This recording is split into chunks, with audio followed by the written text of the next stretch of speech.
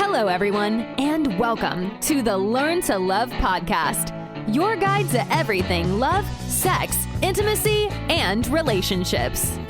Each week, your host, Zach Beach, interviews new experts on love, including couples therapists, relationship coaches, sex educators, and best-selling authors. Learn the best tips and cutting-edge wisdom to better love yourself, others, and the world. Thanks so much for joining us. We hope you enjoy the show. Welcome to the Learn to Love podcast, everyone. I am your host, Zach Beach, and I'm here with the incredible family therapist and sex therapist, Liz Dube. Hello, Liz, and welcome to the show. Hi, Zach. I'm excited to talk sex with you today. Me too. And that's basically the topic for today is all things sex. And for those that don't know, Liz Dube is a certified sex therapist, coach, and licensed marriage and family therapist who loves working with people who want to better understand themselves sexually and feel sexually empowered. She has a private practice in Long Beach, California, where she helps people with all things related to sex and intimacy, and she has an online coaching program for women struggling with sexual desire. She has helped thousands of men, women, and couples feeling stuck sexually and is working her ass off to save the world one bedroom at a time. How are you doing today, Liz? I'm doing good. I have a sexy voice today. I don't normally have as sexy a voice as this, but I have a nice cold that's making me sound more exotic than I am. A little more deeper voice than usual. I'm not a smoker. Well, I appreciate you persevering through the sore throat, and I'm glad you have some tea here to keep your throat nice and I'm going to try not to do I was going to say. I knew it. I'm going to try not to do too many innuendos during this episode. So today's episode is on all things sex. And I think, hear that 3-letter word and your ears kind of perk up. And it's something that we're all kind of interested in. But my first question is should we be interested in it? How important is sex and sexual satisfaction for our own health and happiness, and also for the success of our relationships? Well, of course, the answer is yes from me, because I think it's important. I mean, I wouldn't have chosen this career if I didn't think it was incredibly important for people. I think when things are going fine, when things are good, then it's not really a big deal. But when things aren't meeting your expectations, or when you're not feeling comfortable in your sexuality, then it's a big deal. And it's definitely something that people need help with. There's so much shame and misinformation and just really conflicting ideals or things that are communicated to us about sex. So being able to go to an expert and get accurate information, I think, is just essential for people who are struggling, or people who just want to make it to the next level of sexual empowerment. Yeah, I wouldn't mind going a little bit into those conflicting ideals around sex that you just mentioned and ask you a little bit about our cultural approach to sex. Because on the one hand, we kind of do see sex everywhere. It's in advertisements and it sells, and you hear about somebody's OnlyFans account and other things like that. But on the other hand, we still have that puritanical, pearl clutching, they're teaching sex to children. Oh my gosh. It's both seems very overtly expressed while simultaneously repressed in conversation and education and different things like that. So what's your kind of critique of our cultural approach to sex? It's fucked up. I mean, yeah, everything that you just said is so spot on. We're told that once we're married and in a committed relationship, that it's okay to have sex, but don't do anything before then. And then once you get married, you're supposed to know how to do everything. And once you're in a committed relationship, you're supposed to know how to really get your needs met sexually or meet your partner's needs sexually. And for women, this is particularly difficult, because if we're stifling our sexuality and our sexual desire all day long, and then all of a sudden we're supposed to just light up for our partners, that is very difficult. And I say for women, it's so difficult. I think if men were stifling it all day long in the ways that women do, it would be just as difficult for men. But I think that men are not getting as many mixed messages about being sexy, being sexual. I think it's normalized more for guys to be horny. And it's almost like this idea that men are just ready to go 24/7. I don't think that's actually accurate, but it's certainly a normalized ideal that is communicated to us. And women, it's like, oh, if you wear a short skirt or you show too much cleavage, then you're looking for trouble. It's like, what? We're looking for trouble? How about we're looking for just embracing our sexuality and enjoying our bodies because we were given flesh, and why not lean into that? But yeah, I mean, it's complicated. It is complicated. And it's so interesting because I don't know the stats off the top of my head, but I have heard that, like, if you look at women in the United States and the chances of them orgasming during sex with another person is a lot lower than a country like Brazil or something. Like, I want to say it's like 90% of women in Brazil versus like 30%, maybe 20% in the United States. And it's again reflected like in the media where, children these days can see thousands of acts of violence by the time they reach 18 in the different television shows that they watch. Meanwhile, like, it's really amazing to watch a foreign film where sexuality is more expressed, where you see nudity and, you see one nipple, and it's not like the parent's going to cover the child's eyes. Dear God, you can't possibly see that. So you do bring up a very important point about how when we're not brought up to experience our bodies as sexual things, sexual beings, sexual avenues for sexual pleasure, then we end up having a really hard time experiencing that later as adults.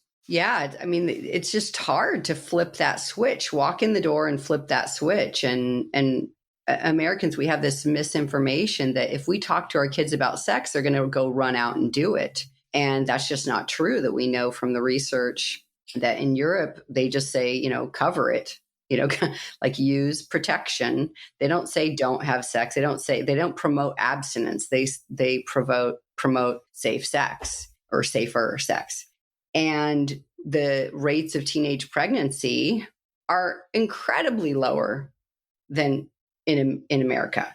So how do we explain that? Somehow we're just not taking this information and using it to our benefit. But I think a lot of it is, parents, they've been socialized. They're uncomfortable to talk about sex. They don't know what to talk about. And so then nothing gets talked about. And there's all this taboo that we're surrounded by growing up. And yeah, I mean, nipples are really sexy. I mean, who cares about the breast part? The nipple is the part that gets you in trouble, right? Like, you can see a breast, but you can't see a nipple. What is that all about, right? Crazy. Yeah, it's so interesting. You simultaneously see certain parents complaining that school shouldn't be teaching this thing. It should be learned at home. But then they're not learning that at home. They're not teaching these things. Exactly. I've taken thousands of people's sexual history. Okay. Like, when they come in, I ask them about their sexual history, and I ask them, how did you learn about sex? And they say, oh, basically it narrows down to that sex ed class that you had in school, maybe in junior high, and then another one in high school, and then Hollywood. But so few people say, oh, I actually sat down and had a conversation with my parents on multiple occasions as I grew up. It was like, oh yeah, my parents sat down after I could have been having sex and actually started to say, hey, this is sex. It's dangerous. Don't get an STI and don't get pregnant. I mean, that was the conversation. And so then no wonder we're like, oh, wow, sex must be like, we don't know what it's about. So it makes us even more curious versus parents saying, you know what, sex feels really, really good. And this is why a lot of people make really bad choices and don't use condoms when they should be using condoms, or have sex with people that maybe aren't safe, or in situations that are maybe not safe, because once you start to get aroused, man, all your logical thinking goes out the door. So educating people about that our kids about that of like, yeah, it does feel good, and go pleasure yourself in your bedroom privately to figure out how to satisfy yourself so that you can show the partner that you end up having sex with. That would be a dream, right? If we received comprehensive, pleasure-based sex education rather than it's going to get you diseased. Yeah.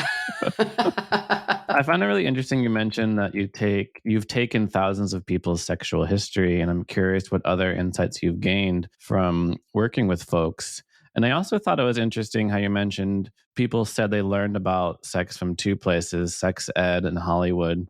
And because I'm wondering if one is porn included in the Hollywood part? You know what? Actually, yes. Let's make sure that.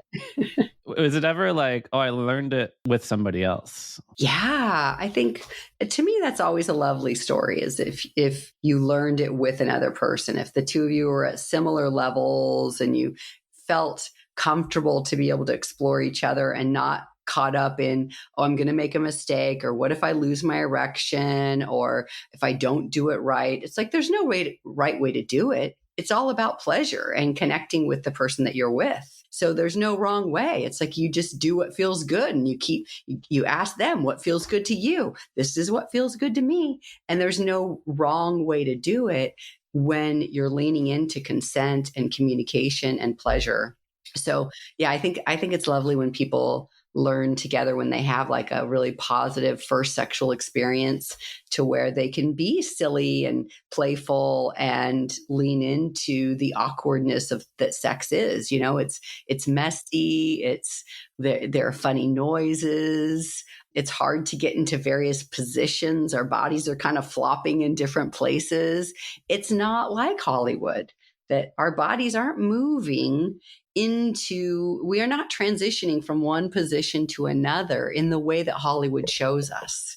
It requires, hey, I want to do doggy style. Can you bend me over? Oh, great. Let's do that. But in TV, it's just like somehow the woman ends up in that position, So that is a lot of misinformation. And so then when people get into these positions and they think, oh, is there a right way to do it? I'm like, where'd you get that idea that there's a right way to do it? So I love what I'm already hearing around what makes for good sex, including consent, communication, almost not taking it so seriously, but being open to play and silliness. And going back a little bit to what you've learned working with people and their history, is what are some of the biggest blocks that you have found that people almost kind of bring to the bedroom that doesn't end up giving or providing the best experience? I would probably say that the biggest block is orgasm focused. So as sex therapists, we call it performance focused, which is a broader term. But the idea that it's all about getting to the orgasm, that my partner needs to orgasm a certain way, I need to orgasm a certain way. Maybe it needs to be in a certain order. Maybe it needs to be together. I think that's a really common block. I think maybe another block would be the feeling like there's a certain way to do it, that there's a right way to do it. And of course, the blocks are people who have kinks that don't align with what Hollywood has shown us.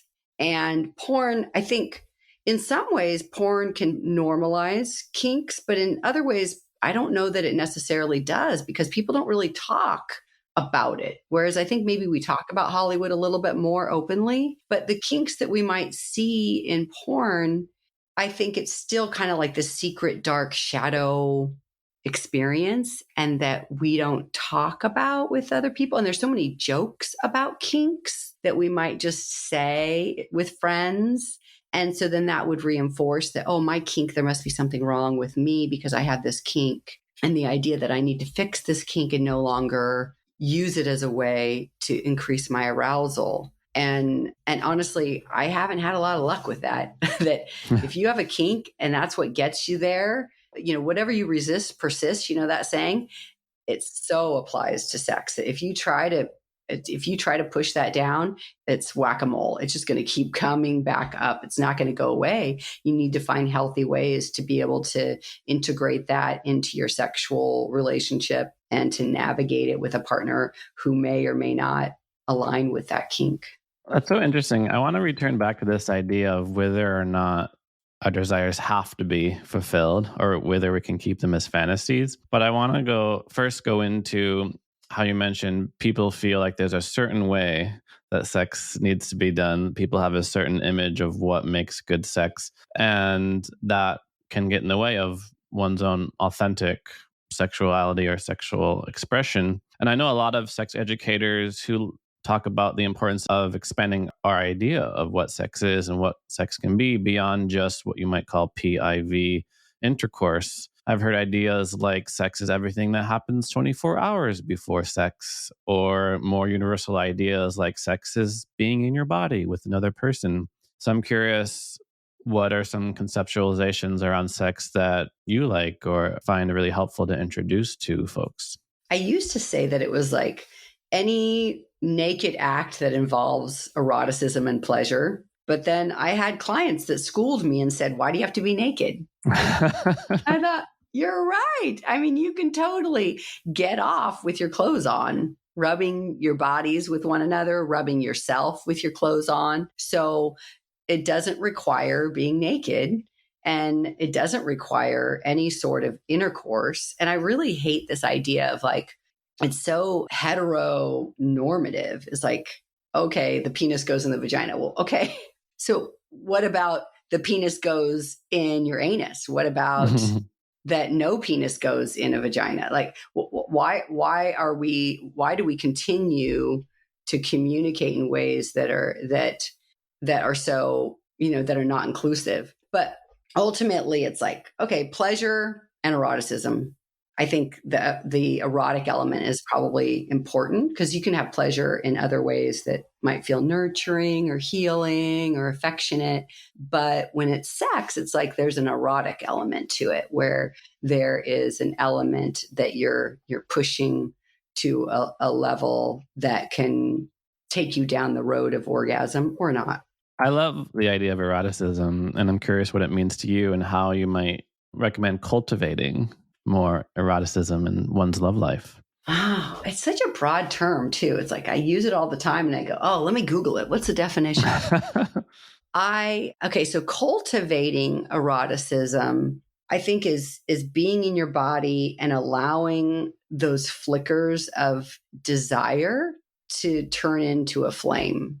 And we're so busy. We're so stressed out. We're so caught up in stuff that we constantly squash those flickers of desire.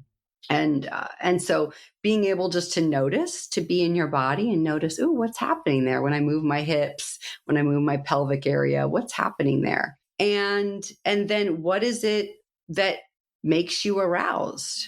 What are the things that turn you on? Is it watching someone? Is it being watched? Is it being dominated? Is it doing the dominating? Is it a kink that feels like really taboo that you shouldn't be doing? And allowing yourself to get curious with these little whispers that are fantasies or desires, and creating space for that. It's like, how often do we allow ourselves masturbation that's beyond just getting to the orgasm, to be able to explore what turns me on, whether it be reading erotica, which is basically porn in words, right? Or watching porn and educating yourself about ways to expand your fantasies.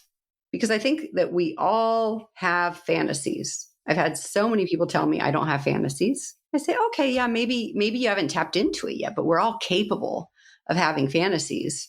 And if you don't allow yourself to be erotic, you probably are not allowing yourself to dive into fantasies. So that it feels like they kind of go together, but I don't know that they necessarily need to go together. But I think being embodied, like the movement of your body, dancing, yoga, erotic, sexy massage with a partner. Erotic massage to me is just like a sexy massage. It's like, okay, are you teasing my erogenous zones? And allowing your mind to go where those flickers of desire start, instead of stopping it and saying, oh, I've got chores, I've got work, I've got responsibilities, there's things to do, and just to slow down and lavish in the idea of being sexy, some sort of fantasy. Yeah, I mean, I guess that would be a start. Well, some words that come to mind just listening to you are excitement, mystery, and exploration is kind of what I'm hearing. I loved at the beginning that you mentioned about being in your body and allowing the flickers of desire to turn into a flame. And I love the metaphor because that is the beginning of like, wow, like what really, excites me, what really brings energy, and how can I continue to feed that flame, right? Until it turns into just some fiery passion. Yeah. And going back to what you said earlier around what we resist persists, and I've heard this idea around emotions, right? But this is the first time I've heard it around desires. So I'd love to go a little bit more into that because I'm almost imagining that let's say a person's in a monogamous relationship. Like this is an agreement they've come to with their partner, and they have certain kinks that the other person isn't into, or they have certain fantasies around playing with others, for example, and one partner doesn't have these fantasies. So do all desires need to be fulfilled? Should they need to be fulfilled? Are fantasies always, does the fantasy always meet up with reality when when we finally do get that thing we've been craving? So it's funny, like should and normal are not words that I use in my practice. We don't should, and we don't should on ourselves, and we don't say what's normal. We talk about maybe what's typical, but I try to go away from that because that creates so much shame. And this is why people feel like maybe it's not okay for me to lean into my kinks, my desires, because of the shame, because it isn't normal. Why is missionary style between a man and a woman normal? Okay, it's a common thing. This is kind of like, I guess this is a place that a lot of people, heterosexual people, start, but it's all something that's socially constructed. So I think that whatever your kinks are, you get to enjoy those. And you get to find a person who consents with you to align with that.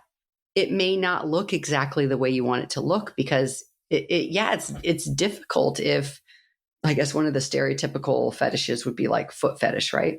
It's difficult if your partner is turned off by your foot fetish. How are you going to navigate that? First off, I think that one of the things is variety is the spice of life, right? is that we all need novelty.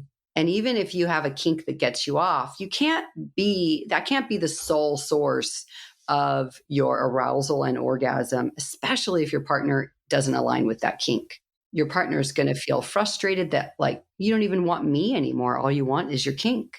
And so that's where it can be problematic, is when we're not branching out and expanding and using our imaginations to be able to expand beyond that, just that one thing. We've all got our favorite things that we like sexually, but your favorite thing after a while, like if your favorite food is pizza, but you eat it every meal, at some point it's no longer going to be your favorite. You're going to need a break, especially if your partner doesn't really enjoy pizza, right? So I think everyone gets to be able to lean into their desires as long as it's with a consenting adult. I resonate with a lot of what you're saying because I do think that human sexual expression is infinite, right? There's so much more than just the common ideas that we have around it. And that is a really wonderful way to bring in excitement and passion to your relationship, is to explore new things. But on top of that, what is your best recommendation or thing to do when there is that desire discrepancy, when there is one person who wants something and the other person isn't that into it? Yeah, it is a challenge. So like I said earlier, don't make it your sole focus of your sexual encounters. Use your brain and your fantasy when your partner is not available to use it in the physical space. Make sure your partner knows that you want them, you desire them, and get curious with them. What makes you feel desired? What can I do to make you feel desired so that it doesn't feel like sex is all about my kink? if it's something that turns them off, why does it turn them off? Because it's not aligning with our social construction of what is normal sex. And I don't, and I'm saying, get curious. This is a hard conversation to have between two people, because your partner's acceptance of it, or your ability to have pleasure, is contingent upon your partner's acceptance of it. And if you're in a monogamous relationship, that's very challenging. And so there's a lot on the table at stake. And so it's hard not to be in a place of demanding or retreating and just shutting down, because I don't want to lose the love of my life because my partner doesn't like my kink.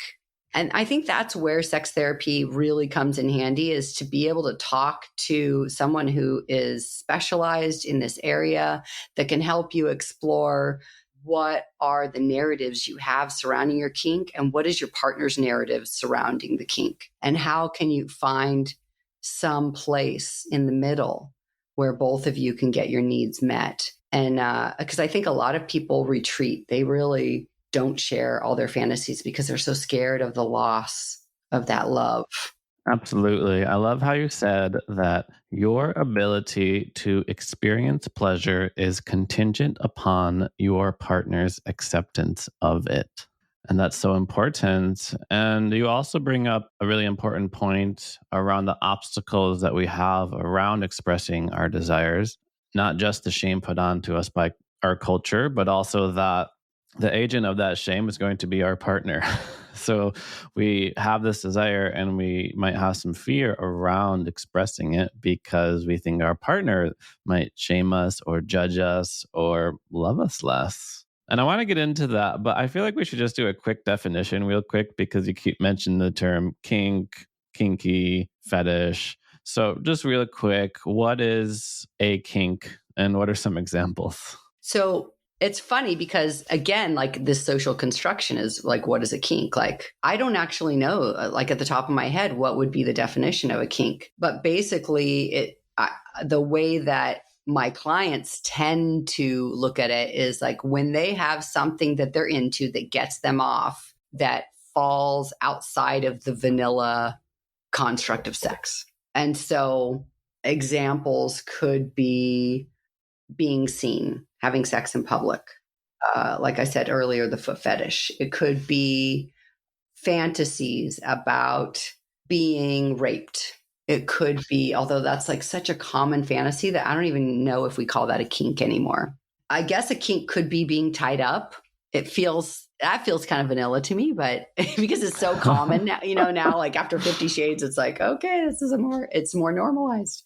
Spanked. Those are some at the top of my head. I appreciate it. I think whenever people ask questions, it's always like, for my friend who might not know what this term, who might not know what this means. So it's funny because you mentioned, like being tied up is so normalized. I still think it's new for a lot of folks. I still think bringing things up is new for a lot of folks. And there's that big obstacle around expressing our desire. And we already talked about kind of the judgment or shame that might result from it. But another obstacle I feel like is almost thinking that we don't deserve our desires being met, or that if we express what we want, it makes us appear needy or dependent or selfish, right? And something I've read and heard from you is that actually being a selfish lover makes you a better lover, which I think is contradictory to what most people believe. So why do you think selfishness, which tends to have a negative connotation, is actually helpful in the bedroom? Yeah, I mean, I use that term because it's provocative and it's fun to get people thinking, what does this mean? Because it's definitely not the idea that stereotypical ideal of the selfish lover being like the young dude who comes really quick and says, "Oh, that was good for me. How was that for you?" and rolls over, like, that's not what I'm talking about. I'm talking about selfish in the sense of you're leaning into your desires, what you want, in an uninhibited way. And you are not apologizing for what you want and what you desire.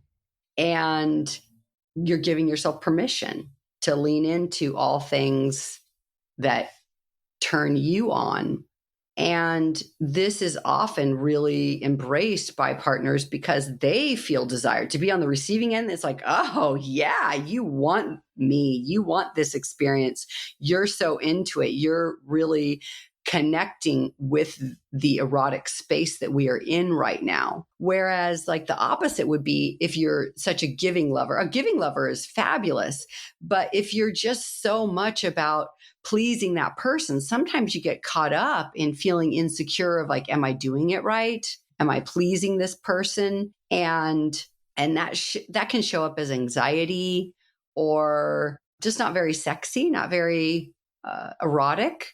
And I think that's why I'll get people to shift over to that. The people that tend to be a little bit more anxious, insecure, overly people pleasing, then that's why I suggest that they go into more of like, we've got to put you on the completely other spectrum to get you to start shifting out of you're being so hyper vigilant about, okay, did that work? Did they like that? Are they responding to that? It's like, that's just not, that doesn't feel like a mutual experience. It feels like you are serving me. And that can be really hot and sexy occasionally, but on a regular basis to feel like sex is like all about you doing me a favor or you serving me. Like I think that we're all looking for a mutually satisfying experience. And if both of us are showing up as selfish, then we navigate it through communication of what I want, what you want, and then we both can get our needs met. It wouldn't be ideal for one person to be selfish and then the other person gets into the giver. So it's really both people showing up as authentic, expressing what they want and what they need. We don't need. It's just what we want, what we desire, and not apologizing about it. Yeah, the word confidence is coming up, hearing you.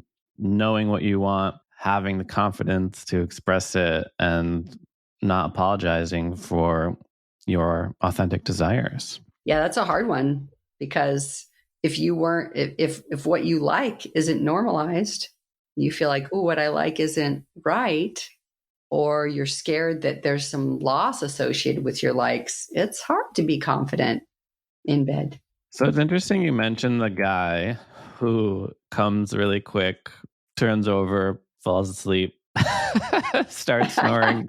The female is like, huh, wow. Which is a common stereotype, which is so interesting because it almost runs contrary to the other common stereotype that men always are the ones wanting sex, thinking about sex, while women are the ones who say they have a headache or have to make up some excuse or are getting approached by men and have to say they have a boyfriend in order to shoo them off. And combining these two ideas, I'm almost imagining like, yeah, women aren't wanting the sex because the sex is bad. But if exactly. So what's your take on these stereotypes, and is there truth to them, and how do we get past them? Well, yeah, I used to get in trouble in grad school because I'd say, well, stereotypes are true like 75% of the time, aren't they? That's why they're stereotypes. Mm-hmm. But yeah, I mean, I think typically men do have more desire than women.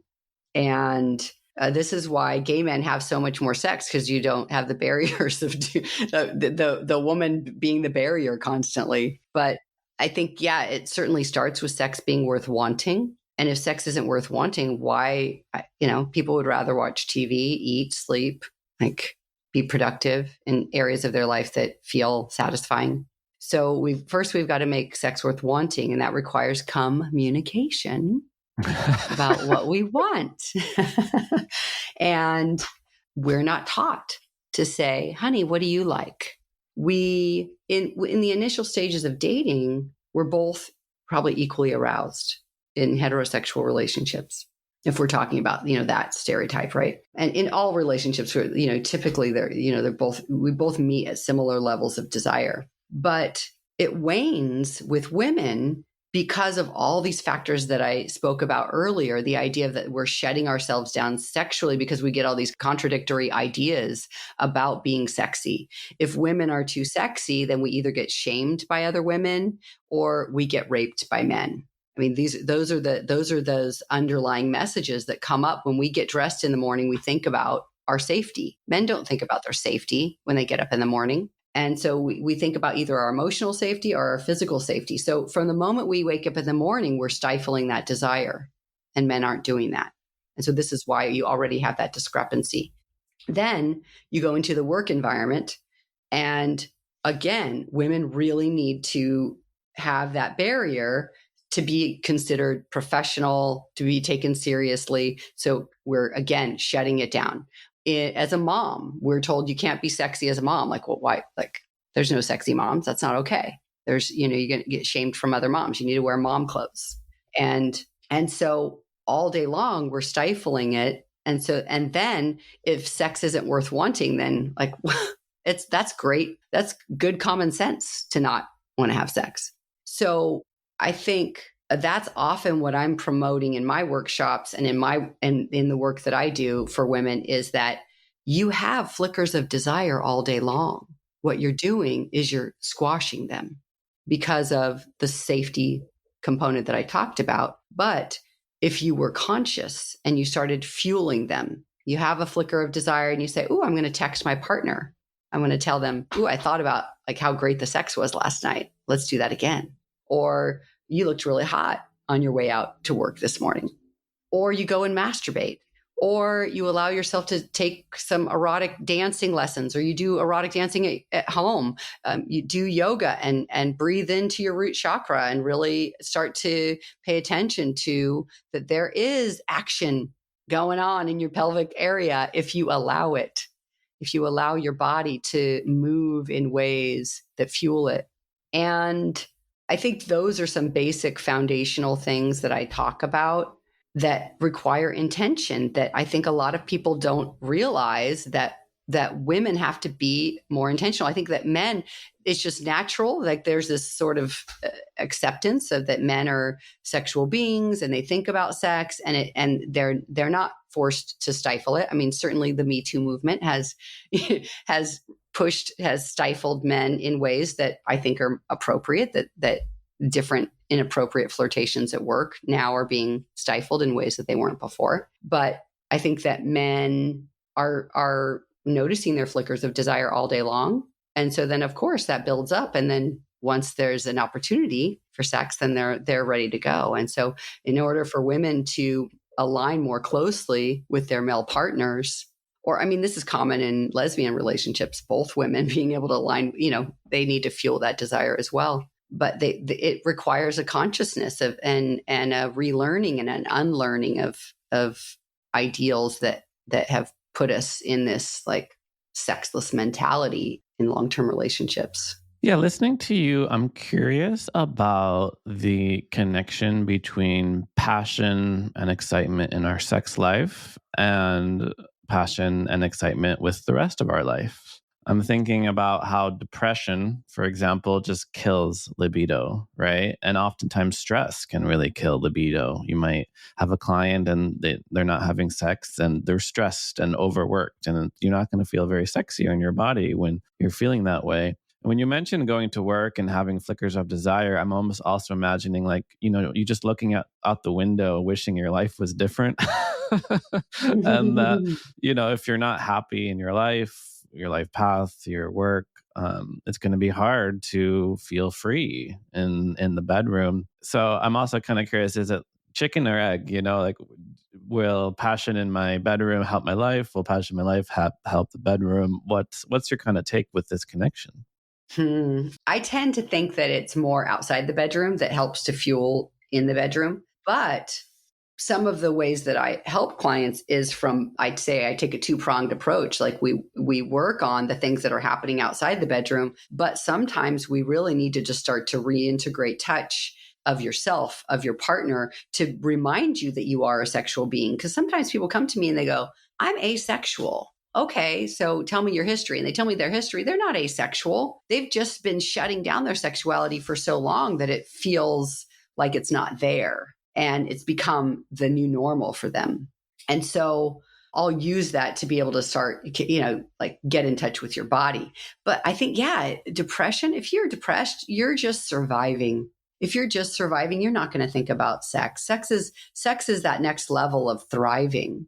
And if you're in the survival mode, you're just trying to get into the shower in the morning. You're just trying to like figure out how to make it through your work day. How could you ever even pay attention to flickers of desire? Like those are so, the rubble that has covered those flickers of desire needs to be removed first. And having a sense of purpose, having things in your life that bring you joy and excitement, I think are essential. And if you have none of those and you're wondering where your sexual desire went, I'm going to say, like, I'm not going to say in my session, but I'm going to say, duh, like, of course, like that's okay. Let's normalize that. And let's help you with these other things that you're struggling with rather than experiencing shame because you don't feel sexual desire. So as we're winding down, I feel like I have to ask the sex therapist her best sex tips. And I know, but I know it's very individual. I know, you're like, what should I do? Well, it depends on the circumstances, but I'm just imagining I'm a listener. I'm listening to the podcast.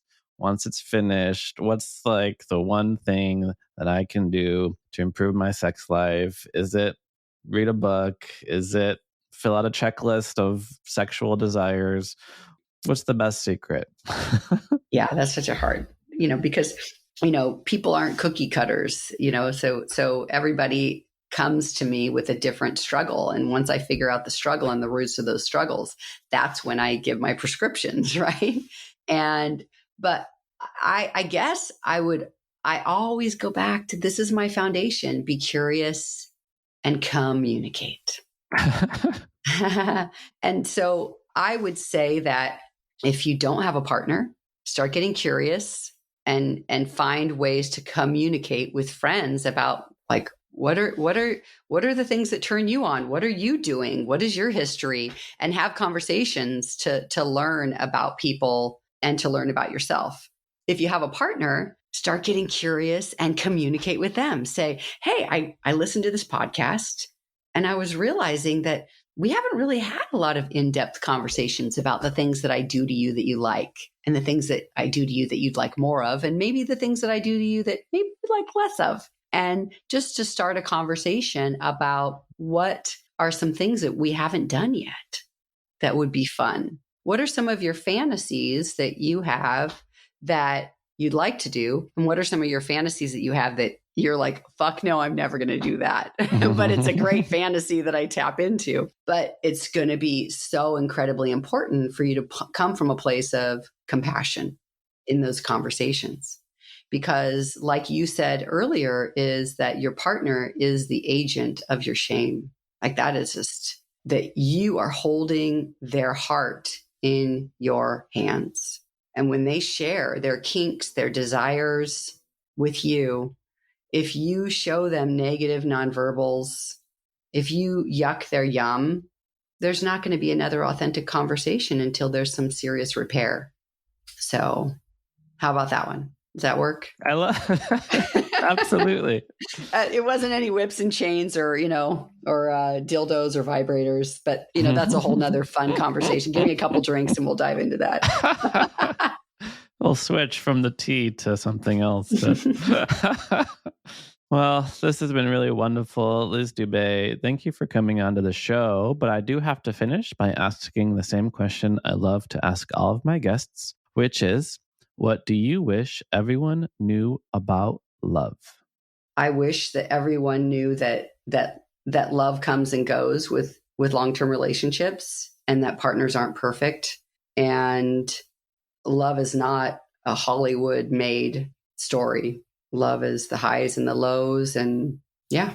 Wonderful. Before we go, though, I want to make sure, I don't want to forget to mention my workshop that I have ongoing. Yes, that's the next question. So for our listeners who want to learn more, work with you, how can they find you? So you can find me on my website, Talk Sex with Liz. And you can find me on TikTok. I love doing videos. It's just my own entertainment, but they do tend to be educational and informative, usually. And if you're in California, you can reach out to me for therapy. If you're outside of California, you can reach out to me for coaching. And if you want some online resources for increasing your desire or feeling sexually empowered, I've got a great 4-week workshop that is designed for people that are wanting to explore and expand their sexual desires and their sexual satisfaction. It's designed just for women. And you'll meet with me weekly, ask all the questions you've got, and I'll provide you with all the resources you need to be able to start to explore these things that we talked about today. This, like, how do I become erotic? How do I start to ignite desire that's been lost for a while?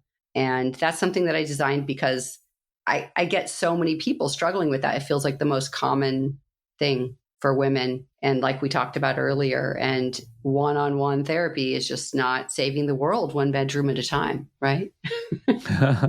Well, I appreciate it. It's so good that you're expanding your reach to help more women. And I encourage everyone to check you out and sign up for that program if any of the things that Liz said today resonated with you. So thank you so much, Liz Dube, for coming on to the show. And thank you, listeners, for listening to the show. We hope you remember many of the valuable lessons that we learned today, including some of the biggest blocks to a good sex life is being so focused on orgasm, aka focused on performance, and also feeling like there's a certain way to do it.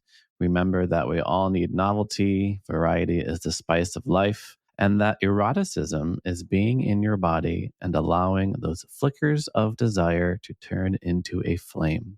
And sometimes our partner is an agent of that shame, and we can cultivate non-judgment and openness and curiosity with each other because your ability to experience pleasure is contingent upon your partner's acceptance of it. Confidence is key, knowing what you want, expressing it, not apologizing for your desires. And remember, nobody's perfect. There will be ups and downs in your relationship.